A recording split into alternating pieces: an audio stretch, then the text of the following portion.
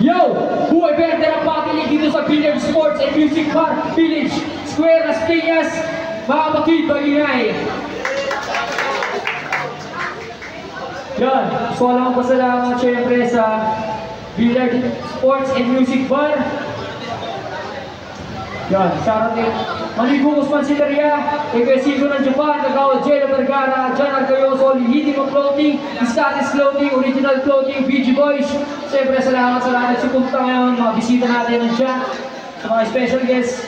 Yon, sa kanan ko, TS Cruz represent, magingay para kay Undecided. Yeah! Going nga pala ng Rapids Matinig, Lagnagan, Buhay Verde. Shoutout nga pala Mal Crupido, Sebro Rico, Edward Daniels, Toy Max Dontok, Sabay Bayon, Junior Tamurada, Gardena Dilawan, Kit Pastor at sa marami pang iba. At saka nga pala kay Mama, I love you. Yun, sa kaliwa ko naman, galing pa Bacoor. Represent, magingay para kay Ashra. Hello, Asya nga pala. Shoutout sa girlfriend ko dyan, sa mga tropa kasama. Siyempre sa lahat ng pumuntaan natin sa venue. Yeah. Yun, napagkusubuhan nila. Si Asher ang mauna. Akapela to, mga judges. Makinig kayo. Go na. Bakit lang mga rookie may napiling concept? Pero iba ka din yung second round pick sa first round prospect. Bago ko iba-dibag kung mukhang nagsasalsal habang kumatae. Like and subscribe naman sa amin mga pare. Game? Game! Gusto mo ako makasabayan? Kulang ka sa practice. Pinagandaan mo ako kapag gagawin lang ang side pitch. Kalamunin ka buo, kapalpatuhin ng labis. Mas gutom pa ako sa sabog na nagmamanchis. Ito'y magmimistulang Wamos at White Ramos. Tanggol laban kay Rambo. Naganggoy hinarap kay Thanos. Mananakaut na parang MacGregor to Aldo. Di ka nakakabangunin, di makaka-recover. Gabi-gabing batang umutin, di makakagalaw parang nakatali ng lupit. Kakaibang torture, magiging pantasa sa dami ng papasok na matulis. Gabi-gabing papasukan ng sampung utin. Luwag niyan pag ganon, pag sinilip ka siya buong mamao. Hindi pong pag tumahay ka, di nadadapi sa tumbong. Pero sa pagiging MC, ikaw ay no end. Sa madaling usapan, ikaw ay as na poet. As, poet, wordplay. De, balita ko maangas ka daw. Talagang gangsta life. Pag dinigdiban kita, huwag kang aaray. Matigas ka ba talaga? Galawan, maras. Kung ganon sutukan, kayo iwarti sa labas. Yo, unang laban ko, kinabahan ako kay RMB, di ko itatanggi. Paano ko naman kasi isisilid sa body bag yun, kasi laki yun ng tangke. Shoutout RMB. Saktong ikatlong laban ko na. Aminado wala pang panalo. Pero ikaw ng third time's a charm, kaya paniguradong may iwan kong aloy ng arbon. Di na iko pa mailos sa pagaganato. Di mo ako matatalo kahit magtawag ka ng race ko. Paano mo pipigilan kung walang preno? Kaya pagkatapos nito, sigurado madadagdag ka na sa listahan ng mga lumako. Ang galing nito!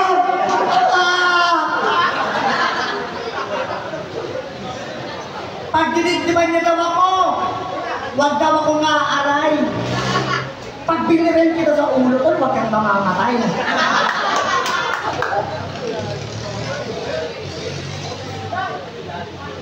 Ang tangkad mo! Grabe sagad! Ito, wala pang almusal, putang ina mo, tik-tik agad! TV jokes. Bago ko simulan yung round 1, sinadya ko mag-iba ng pangalan para magtunog inteligente. Sa harap na maraming tao at manunood sa lente.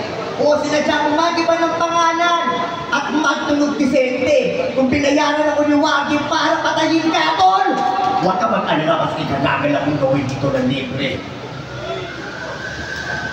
At papunta naman tayo sa kapatid mo may sakit. Grabe at lala. Kabag lang, sakit ng kapatid mo, putang ina, tapos sa St. Luke's dinala. Ang yaman nyo pala. Nakakapagtaka, kaya panaginan mo ka. Yung mga manok nyo, walang paa, tapos tinatanggalan mo pa ng tuka. Kasi kupal ako bumatin. Ayan ang totoo. Hindi naman ito haka-haka, pero totoong pokpok yung mama mo. Tambay sa TV at Bigo Live. Gusto umaan ng income. Pag nakakita sa ng balon na may tamod, ang tawag niya ba doon, welcome? O balon, tamod, welcome, apat na. Ito, hindi ko na ito di-divide para sa lahat makaramdam. Sa mga judges dyan, kung sino bumoto sa akin, tanggalin nyo, ililibre ko ng GC ng Paul sa Telegram. Sorry, isang sa mga source, kaya kung bakit nasusunod ang out niya. Okay.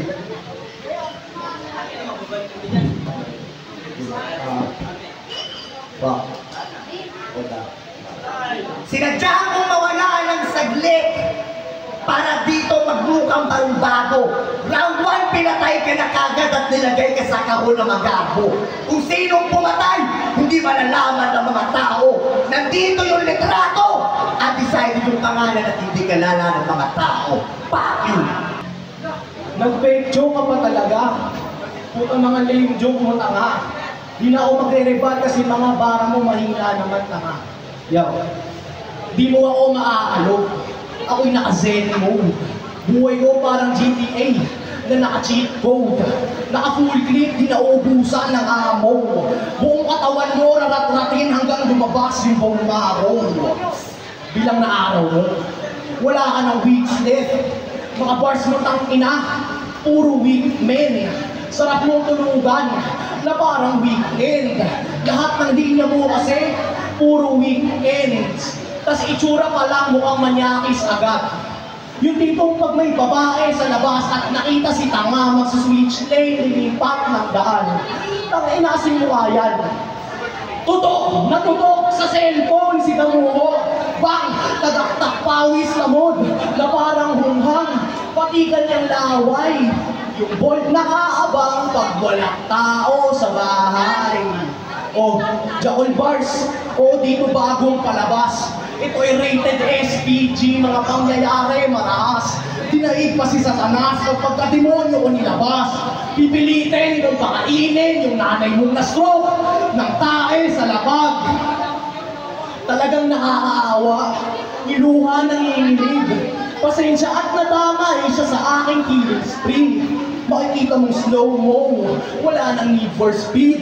Gusto mo, samahan mo siya, pagdudugtungin ko kayong dalawa, parang human centipede. Kung usapan ay brutalan, matulog ka na lang loser. Di na magigising kahit pahigitin sa tuter. Diyan mo ay bubutasan na parang ulcer. Di ka na makakamula sa bangungod. Ngayong kaharap mo si Freddy Krueger. Pakiramdam mo may chance ka sa akin, mali ka nang hangarin. Kahit magdasal ka pa ng ama namin, di ka man nanalo sa akin. Magpapatalo lang ako kapag si Wardy at Moy nagtandem. Time. Ang galing mo talaga! Pag round 3 mo, ganyan pa, tang-ina mo, uuwian kita. Kinang-ina ka. Dinadami mo mama ko? Na keso na stroke? Ah, sobra ba yun? Gago yung mama ko hindi na stroke, gago nagsusumba pa yun. Wala yung ilaw. Medyo nagkaroon yata ng whole breaker. Sinadyang mawala ng ilaw para paglabas sa liho parang intro ni Undertaker. Ganon mag-freestyle. Kinakina mo ka. Pwes paglabas lang kinakani mo parang Undertaker. May tato maaatak. Ulo niya mabibiyak. Saglit lang pagkampyonato, tangina si Trolley kay CM Punk. O, di nanonood ng WWE, no? Okay. Sa preset pa lang po, kaya palalo na ako, bobo ka kasi. At yung girlfriend mo, mabait siya. Di nga lang maganda. Kahit di nyo tignan yung mukha, puta manaswa!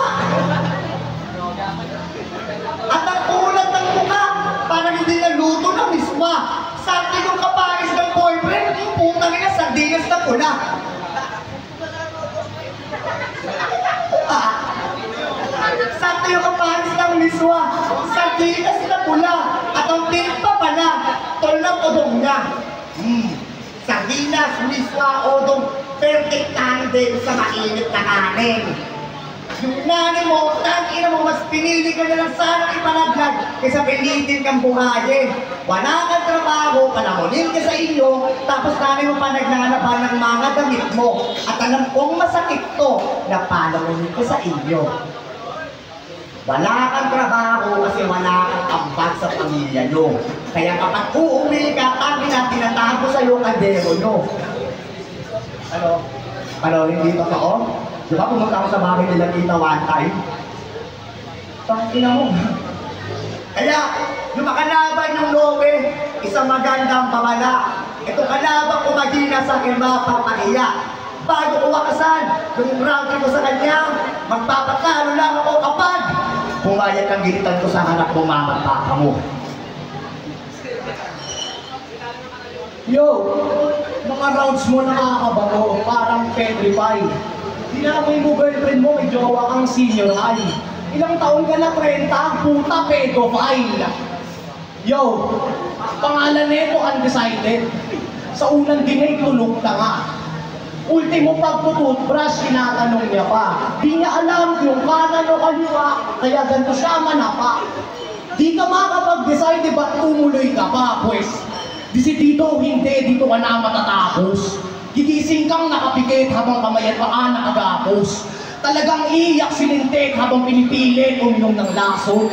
Yung undecided nag-isip, sana nag-decide na lang na mag-back out kahapon. Kung naniniwala ka sa swerte, ngayon ka inabutan ng malas. Ibabalik kita sa realidad kung saan sa akin ay wala ka ng takas. Tatanggalin yung pusal sa bibig, tapos papakainin ng tamtax. Tsaka ka mag-spit ng mga barang, may halong blood clots. Di malabo kung gamuho maging suicidal. Siguradong sunod mong inayo na final. Di ka makakaporma sa kaharap ng primal. Di makalakad pinagapang parang tinanggal ng spinal. Ito na ang uling yugto ng kwento mong malagim. Di makikilala sa sarili mo pag hinarap sa salamin. Kahit magmakaawa, palaging madilimaki yung paningin. Tugo mo maglalawa pag pinili mo kung kaningin. Magkamali ka lang. Subukan mong tumesting.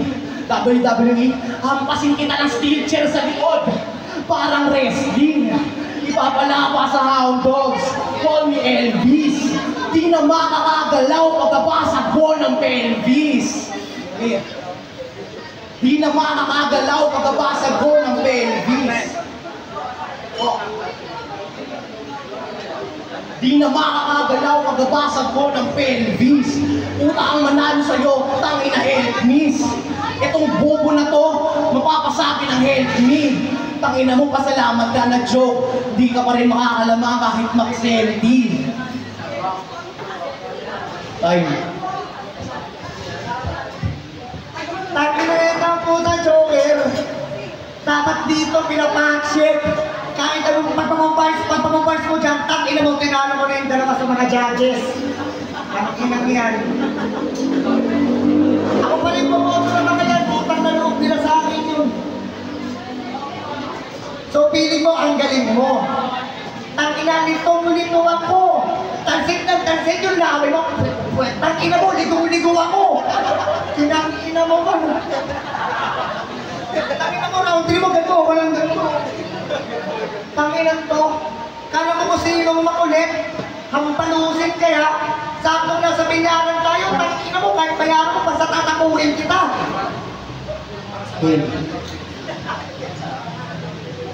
Patay na lolo mo.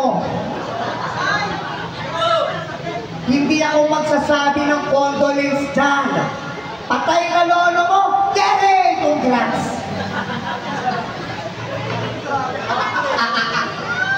Hindi. Okay lang naman na mamatay yung lolo niya. At least kumaki siya galing sa Titus. Proud yung lolo niya kasi makagi na nakita si Papa Jesus. At pantak din yung lolo nito. Tangina kung kani-kanino nirereto. Sobrang liit ng lolo mo, tangina kabao niya, bags ng sesto. Tangina yung lolo mo, mas maliit pa kay Mura. tangina mo. Mura, tangina mo, palibasa walang nagmamahal sa'yo. At yung lolo mo, di ba malapit na mamatay kasi naka-admit na siya? Sana tol, bukas, correct na siya. Tangina kasi yung lolo na ito, naghihinga na, ayaw pang sumuko sa buhay. Sana yung heartbeat ng lolo mo, flatline na bukas. Tangina kasi yan, okay lang naman yan. Mandamay lang namatayan. At least, pag nag-post ka sa Facebook, tangina mo, yung Gcash mo may laman. Tangina mo ka, pang-scatter mo yan. Puki lang ina kasi, pati yung mama mo, pati pa siya mamatay. Pati na rin yung papa mo. Madamay na rin sana yung asong alaga nyo. Pati yung mga daga, sa bakit nyo, mamatay na kayo lahat. Wala kayong dulot sa mundo. Ang liliit na mga utak nyo. Parang mga munggo. Puki ng ina mo. At bago magtapos, yung aking munti na senaryo, at sa kilala niyo na kasi yung undecided at kasi ngayon nasa likod ng litrato. Hindi na ako nagdadamay next battle. Saksi yung mga tao.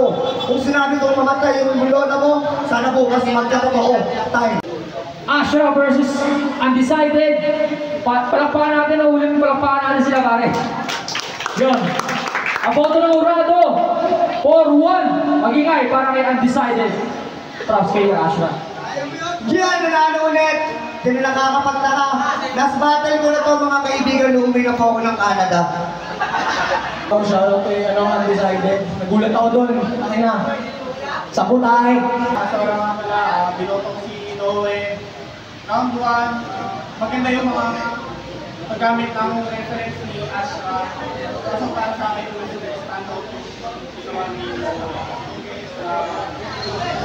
Matapos ang elements na i-apply. Round 2 naman, kahit may moment si Noe, biglang style. Hindi mo nakuha ni Ashra yun. Dahil sa multi, mga ganun, gaganda ng mga line niya. Lalo din siyang punches sa mga talaga yung sa akin. Pinakamalakas na round sa Ashra, kung hindi siya nag-stop, siya lang pinamalakas na round niya. Kaya, matalas si Noe naman, ayun yung performance niya. Kaya, binoto ko, Yung check, kahit bigyan ka na ng Las Piñas, binotong si Ashra ba? Ano yung isang bumot sa kanya, paliwanag yan. Nanuhan medyo dikit pa yun para sa akin, pero ginais ko lang yung sa ano ulit, kasi parang pantay lang naman yung impact nila, yung punchline nila. Ginais ko lang yung sa rhyming ko para nila i-construct yung mga bahay nila, inatid dahil para sa akin. Maganda yung ginawa ni Ashra doon, lamang siya ng konti para kay Noe ng Bakabang. Tawag ko naman, napaganda ng ginawa ni Noe doon, yung sa light, yung sa pagkapatay ng ilaw, tapos pagka-on. Ewan ko kung planado ba yun o hindi, pero kung planado ba o hindi, pinupuri siya sa ano yung ginawa niya, napakalupit. Tawag ko rin naman, ganun pa rin yung ginawa ni Ashra. Parang nakamuha niya pa rin, malakas naman yung mga reference niya na may patutunguhan din. Parang punchline siya ng punchline para sa akin eh. In a good rhyme pa, kaya mas maganda. Yung kaya di ko naman ginawa si Noe nung round 3 kasi ano na parang kalat na ng rounds niya. Wala nang patutunguhan, parang doon na lang sa wala nang effective para sa akin. Effective. Pala na sa mga siguro. Yung binotong si Undecided, gawa na, alam naman natin yun, talo ng freestyle, kahit naganda ka, pero nag-freestyle, solid yung freestyle, nag-stall mga tao, talo ka doon. Round 1, round 2, bigay ko kay Noe, ay Noe Undecided. Ay sa round 2 pa rin nga, yun nga, so papatay ng ilaw, kita-kita yung naman na freestyle na pasok yun. Yun sa round 3, bigay ko kay Ashra. Solid doon, yun. Yun Ito lang ha, binotong si si Noe. Ano yun? Paano nun? Kasi palit pa eh. Okay, si Noe na lang doon. Binotong si Noe ng round 1. Binotong siya ng round 1. Sa round 2, binotong siya. Gusto siya, kawa kasi yung lola niya ito. Kawa yung lola niya. Sa round 3, binotong si Paano yung pre? Ito, isa. Binotong siya kasi, hindi, wala bilangan yung Istanbul lang yung gina sa output niya. May joke siya ng konti, pero yung pag-construct niya ng mga bara, magaling talaga. Malinis, kaya binoto ko siya sa round 3. Yung 2-1 para kay Noel. Round 2 may undecided, round 3 dito sa Ashra. Ewan ko, yun, round 3 sa kanya, 1-2 may undecided, yun lang.